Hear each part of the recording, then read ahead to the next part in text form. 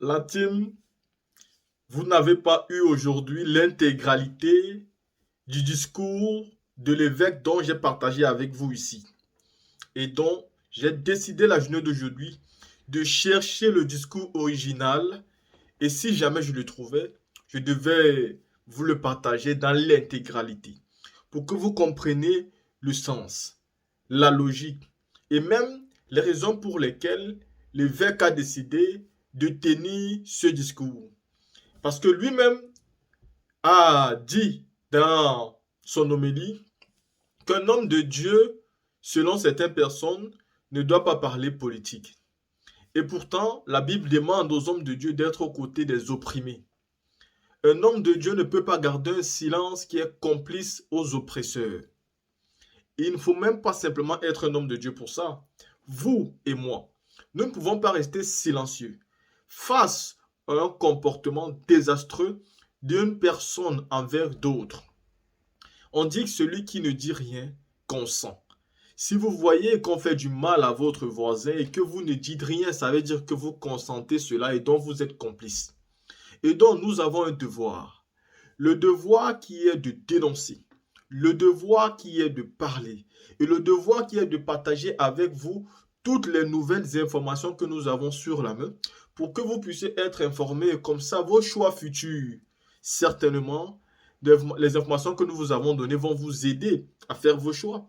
Et à l'instar des élections qui arrivent en septembre, vous pouvez faire vos choix et vous savez le choix que je vous conseille qui est le candidat du PPACI, Michel Babo.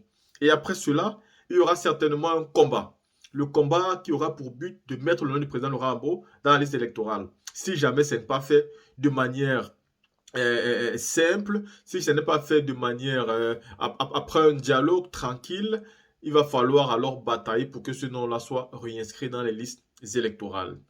À côté de ça, je vous laisse ici le discours de l'évêque qui parle aux politiciens et surtout au gouvernement en place actuel de la Côte d'Ivoire. Écoutez l'intégralité. Vous n'allez pas croire. Quel regard porté sur le monde, Il est fort. sur l'Afrique et la Côte d'Ivoire, notre pays, a servi aux forces du mal. A servi aux forces du mal. Pour le monde, nommément en termes de difficultés, de forces du mal, il s'agit de la culture du désespoir, des guerres et de la mort. Il s'agit de la fermeture des frontières des pays riches aux ressortissants des pays pauvres. Oui, la mondialisation se fait et se vit de façon unilatérale. Nous assistons au pillage systématique des ressources naturelles des pays pauvres par les grandes puissances et les multinationales. L'aide au développement est souvent assortie de conditions inhumaines et injustes, avec de nouvelles situations d'esclavage, l'immigration clandestine, le trafic d'êtres humains, l'immoralité à grande échelle. Oui, même l'immoralité est exportée. Elle a pour nom homosexualité. On parle de LGBT, comme s'il s'agissait d'une société immobilière. On parle de zoophilie. Oui, des hommes qui aujourd'hui dans ce monde-là, des hommes de même sexe qui ne se contentent pas d'aller entre eux. Des femmes de même sexe donc qui ne se contentent pas d'aller entre elles. Puis certains vont même avec des animaux. Oui, la zoophilie. La légalisation de l'avortement, de l'euthanasie, la pratique de la peine de mort. Oui, l'Occident décadent veut continuer à dominer le monde, à moraliser le monde, particulièrement notre Afrique. Au plan politique, au plan économique, au plan culturel, au plan social. C'est l'évêque, monseigneur. au niveau des médias et même au plan religieux. Voilà le tableau de notre monde qui a besoin de salut. Que dire de l'Afrique? L'Afrique est pauvre parce que appauvrie. Notre Afrique est insignifiante dans le concert des nations. Oui, l'Afrique apparaît comme un appendice, livré au pillage systématique des grandes puissances. La culture de la prédation économique avec les guerres et le colonialisme économique. Oui, notre Afrique est ligotée et dominée par les grandes puissances occidentales, les multinationales, ni foi ni loi, et leurs alliés locaux indignes. Le pape François, en visite apostolique en République démocratique du Congo, en janvier dernier, a dénoncé le colonialisme économique en ces termes. Je cite, « Le poison de la cupidité a ensanglanté ses diamants. C'est un drame devant lequel le monde économiquement avancé ferme souvent les yeux, les oreilles et la bouche. Mais ce pays et ce continent, l'Afrique, méritent d'être respectés et écoutés. Ils méritent espace et attention. Retirez vos mains de la République démocratique du Congo, retirez vos mains de l'Afrique. Écoutez ce qu'il lui a dit. D'étouffer l'Afrique. Elle n'est pas une mine à exploiter, ni une terre à dévaliser. Que l'Afrique soit protagoniste de son destin. Ça, La le question pape. est la suivante. Écoutez Retirer lui-même leurs maintenant. mains de l'Afrique ou se retirer eux-mêmes de l'Afrique. Retirer leurs mains suffit-il? Seigneur, que l'Afrique et les Africains soient leur propre Moïse en Jésus ton Fils. Tu vois la misère de ton peuple. Exode 3:7. C'est tout. Les indépendances sous surveillance. La souveraineté confisquée ou sous-traitée. J'en veux pour preuve les accords coloniaux France-Afrique. L'immigration clandestine des jeunes Africains.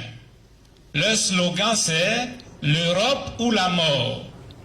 Le trafic d'êtres humains. Des gouvernants marionnettes sans pouvoir réel de décision, dont la légitimité est parfois importée. La Côte d'Ivoire est en Afrique. Quel regard porter sur notre pays, la Côte d'Ivoire? À partir d'un simple constat, la corruption, ce Écoutez que quoi le il voit pape là. François qualifie de Là, cancer social, est généralisé. La Là, il a attrapé beauté Draman. au gain frauduleux, le tribalisme, la justice sélective, l'esprit de haine et de vengeance, le jeu trouble de la classe politique, en grande amitié hier, divisée aujourd'hui, la fraude électorale. Oui, souvent, les enfants trichent à l'école, les parents trichent en politique.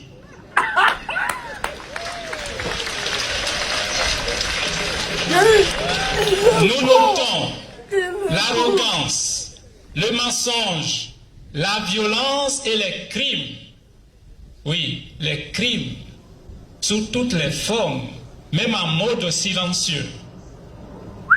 Le développement effectué en morceaux choisis, en reconnaissance aux militants dociles ou en représailles aux localités insoumises.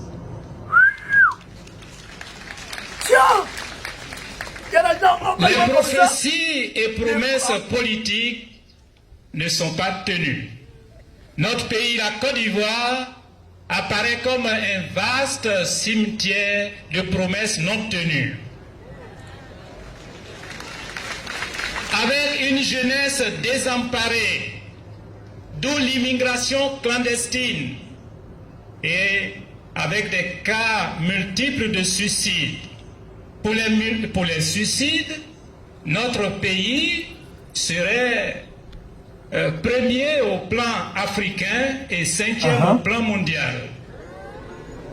Oui, les suicides, la drogue, l'alcoolisme, la violence, les braquages à main armée, la formation est au rabais aujourd'hui dans nos écoles, dans les universités et grandes écoles. Avec une volonté inavouée d'abrutir tout un peuple, de détruire toute une jeunesse. La prostitution est à ciel ouvert, en ville et même dans les zones rurales, minées par l'orpaillage clandestin. Et cet orpaillage est parrainé par des divinités politiques. À qui profite la croissance économique tant chantée en chœur? L'économie ivoirienne serait l'une des plus performantes au monde, dit-on. Quel monde? Le monde réel ou dans le monde invisible? Les populations sont attristées. Nous assistons à une vraie paupérisation des zones rurales, avec les produits agricoles mal rémunérés. L'appel à la paix et à la réconciliation, cet appel n'a jamais été sincère. Parce que la plupart du temps, ceux qui nous parlent de paix se promènent en gilet anti-balles.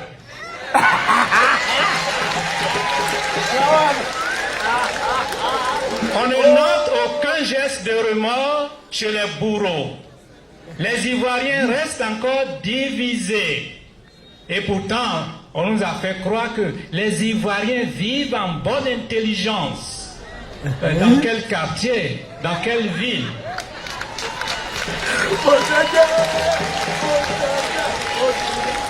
Oui, les Ivoiriens restent encore divisés. Le climat sociopolitique est suffocant. D'où un ministère en charge de la réconciliation. Le peuple est constamment humilié et pris en otage. Nous vivons une démocratie armée. Nous sommes en face d'un certain occultisme politique. Frères et sœurs, l'Église est appelée à être solidaire des peuples opprimés, car parler de salut ou de vie éternelle sans prendre en compte les situations de misère noire dans notre monde, dans notre Afrique et dans notre pays, la Côte d'Ivoire, serait pratiquer une religion de fuite du monde ou d'évasion spirituelle. L'Église que nous avons, l'esprit que nous avons reçu n'est pas un esprit de peur, mais un esprit de force, de vérité et de courage. En plus, l'Évangile n'est pas une idéologie, mais parole de Dieu, avec un pouvoir de libération. Oui, l'espérance qui est en nous doit nous porter à briser les chaînes de l'esclavage sous toutes ses formes.